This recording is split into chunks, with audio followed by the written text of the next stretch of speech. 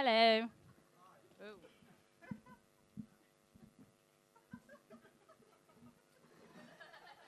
Hi, sorry. You all right?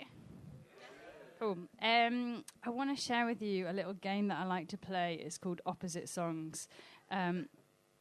Thanks. I'm glad you enjoyed that. This is going to be an easy crowd. So what you do, you take every word of a song title and you think of the opposite word, okay? So, like, for example, No Woman, No Cry. That's easy. Yes, man, yes, laugh. It's like a much better song title. Bye Bye Miss American Pie. Hello, Mr. Iraqi Salad. Thanks. Killing me softly with his song becomes helping her forcefully with her mime. Ooh, a little bit creepy. Do you know that one? Whoa, we're halfway there. Whoa, living on a prayer. That turns out as like something a sat-nav would say. Whoa, we've reached our destination. Whoa, relying on science. Yes. If you want to go the whole hog with oppositing, are there any horse riders in the room? Yeah. Can you tell me what the opposite of woe is? Nay is the opposite of quack. The opposite of woe is giddy up.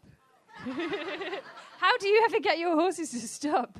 I mean, I've lost my... whoa, whoa, whoa, she's a lady becomes giddy up, giddy up, giddy up, he's a man. Do you get it? It's quite hard to stop once you've started. On the way here, Purple Rain came on the radio, and I was like, yellow snow. I have been found sometimes slightly tipsy at a wedding on the dance floor, just going, oh, my virginity's drowning. That was my Sex is on Fire, if you didn't get that one. So it's nice this time of year. The Christmas songs have started playing in the shops. Everyone excited about Christmas? Yeah. And anyone not excited? Say bar humbug.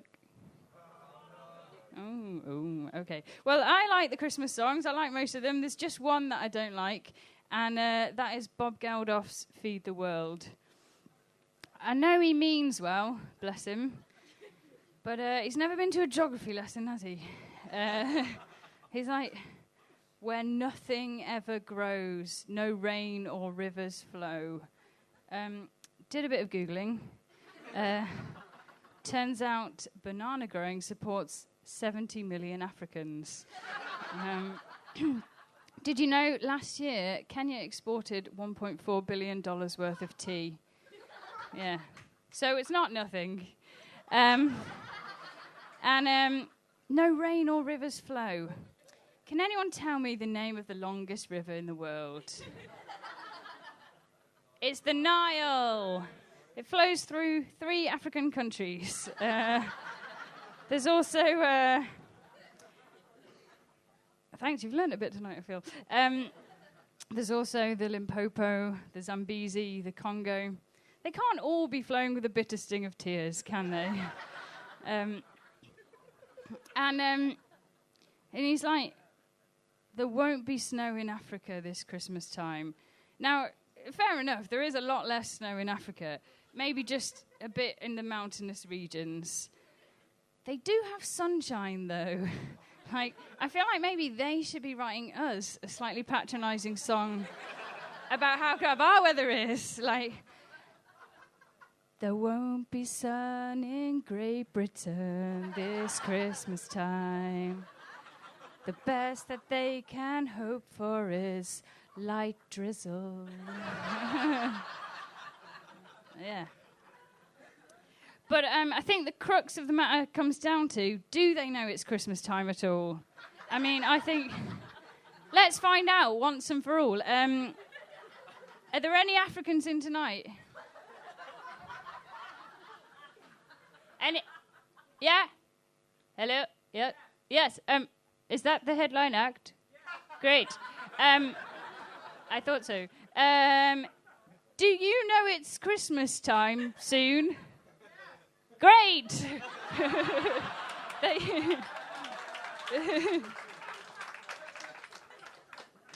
So I know it was a small sample size, but I think we can safely say they do know it's Christmas time. So I'm looking forward to my Christmas dinner. I like my nice turkey dinner. Unfortunately, though, this year my husband has decided that he's a vegetarian. How selfish. So he's like, well, if you're going to buy meat, you need to at least be buying the best organic meat, that's come from a really happy animal. I'm like, why kill the happy ones? Like, why not kill the miserable ones that have never seen sunlight? They probably want to die. You'll be doing them a favor. Yeah. So that's the end of my Christmas stuff. For the rest of the set, I'm going to talk about boobs. Hey!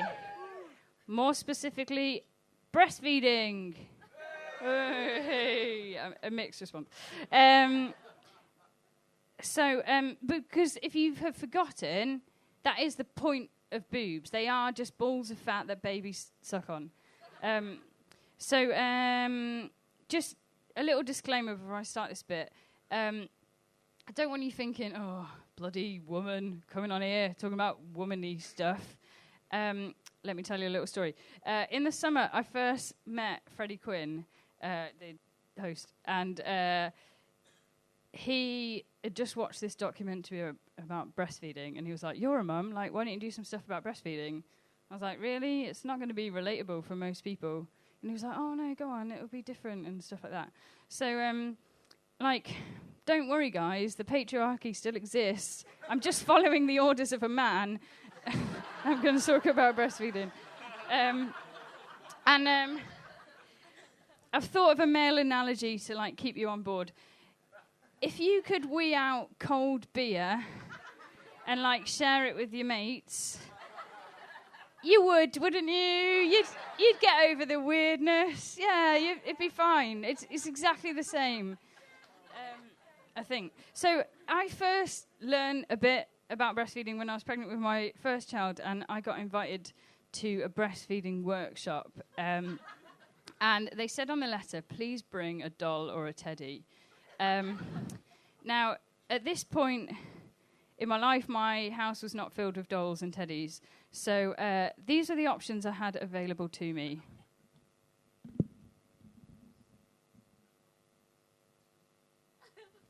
I've got this rubber duck. I thought maybe it's a bit small, though. Then this is a bit more the right size. This nice vase, a nice parrot vase, maybe. Then I remembered, oh, I do have a cuddly toy.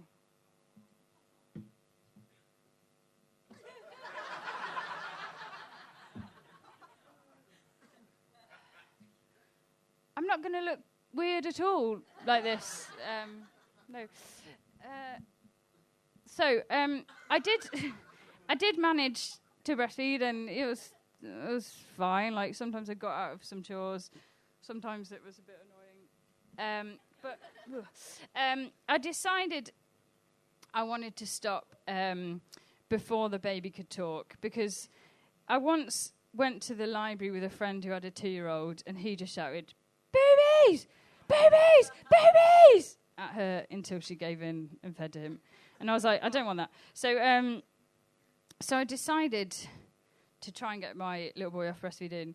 It was really hard. I wish he was addicted to crack instead, because then I could just send him to rehab. I had to invent my own kind of version of rehab, which involved this kind of night of cold turkey, where he stayed with my husband and I slept on a boat so that I couldn't hear the cries.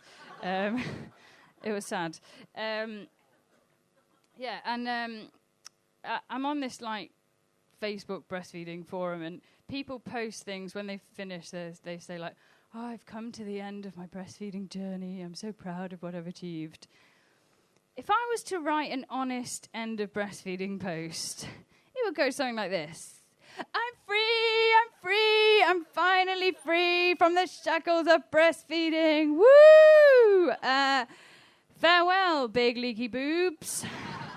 I will happily embrace the shriveled remains of my breasts because I'm free! Woo!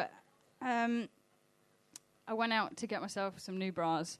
How I see it now is that my breasts have retired. They've done their job, they've attracted a mate, they've nourished 2 children, and now they're heading south for the retirement. I wanted to get them a comfy retirement home. And so I went to the shop, I found this bra that looked comfortable, went to pay for it. They said, "Oh, this is actually a post-surgery bra. You can fill in this form and claim back the VAT." Because it wasn't, like, in any way a luxury item.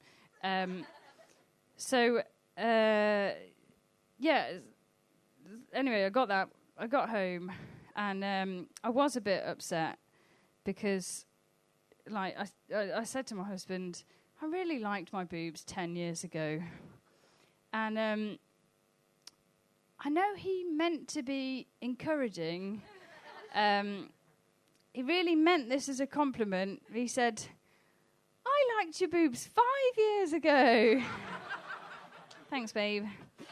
That's all I've got time for. Thanks for having me. I've been Hannah Jones.